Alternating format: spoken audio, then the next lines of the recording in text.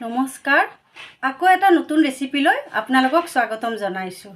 আজি মই বনাব ওলাইছোঁ কচুৰে বুট, লগত থাকিব নাৰিকল। আহকচোন কেনেকৈ বনাওঁ কচুৰ ৰেচিপিটো।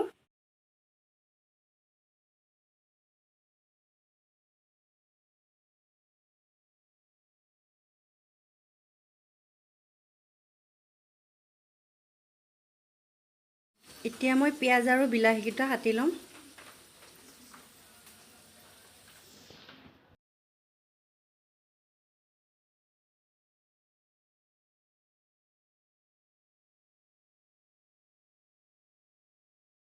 এতিয়া মই কেৰাহীখনত তেল দি ল'ম।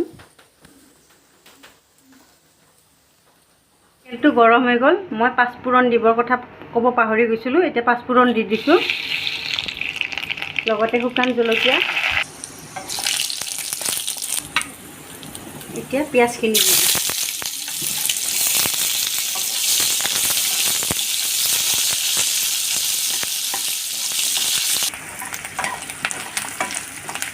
পিঁয়াজখিনি প্ৰায় ৰঙচুঙা হৈছে। আদা নহৰুখিনি দি লৈছোঁ মই এতিয়া।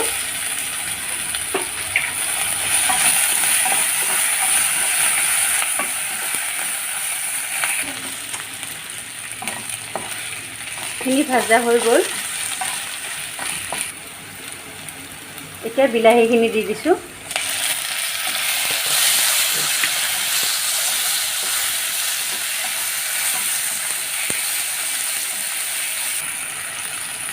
এতিয়া মই নিমখটো দি দিছোঁ, আপোনালোকে হিচাপ মতে দি ল'ব। লগতে ৰংগুড়াটোও দি দিছোঁ।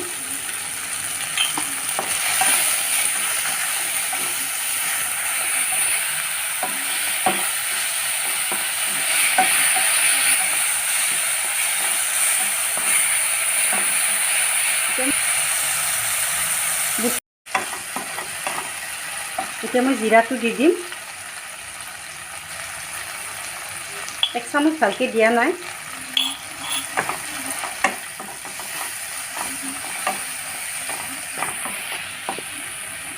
এতিয়া মই বুটটো দি দিম।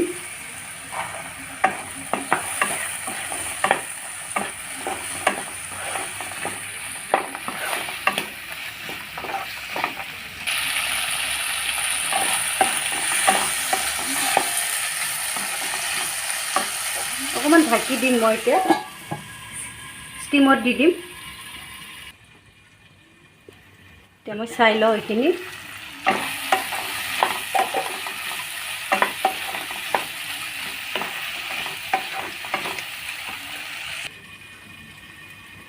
আকৌ এবাৰ চাই লওঁ মই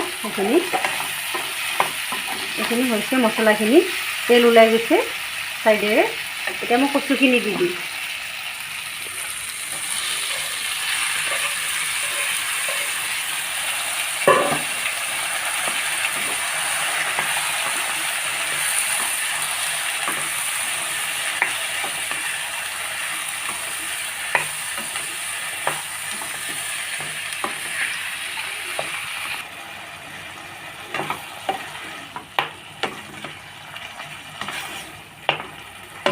মই এতিয়া 5 মিনিটৰ কাৰণে ঢাকনখন লগাই দিছোঁ। এবাৰ চাই লওঁ মই।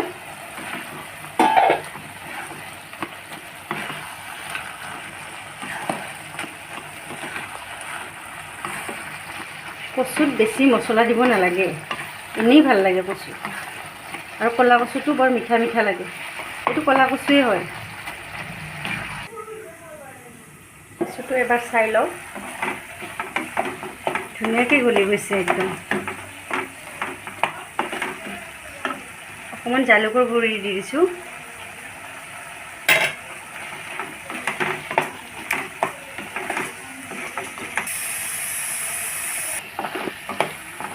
লগতে নাৰিকলখিনি দি দিছোঁ।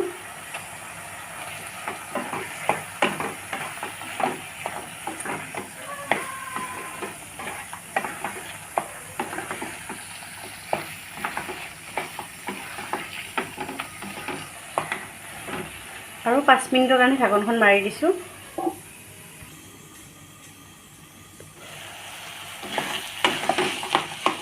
নাৰিকল আৰু বুট প্ৰায় সিজিয়ে গৈছে। আৰু 2 মিনিটৰ কাৰণে মই ঢাকন দি ৰাখিছোঁ 2 মিনিট হৈ গ'ল এইখিনি মই আৰু এবাৰ চাই লৈছোঁ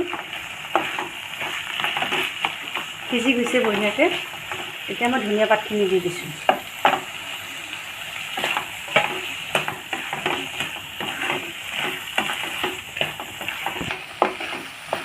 হৈ গ'ল মই এতিয়া গেছটো অফ কৰি দিছোঁ